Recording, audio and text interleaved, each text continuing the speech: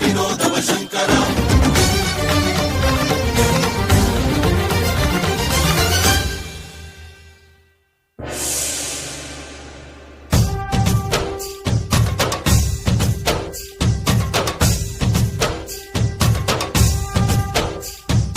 భరత వేదముగ నిరత నాట్యముగ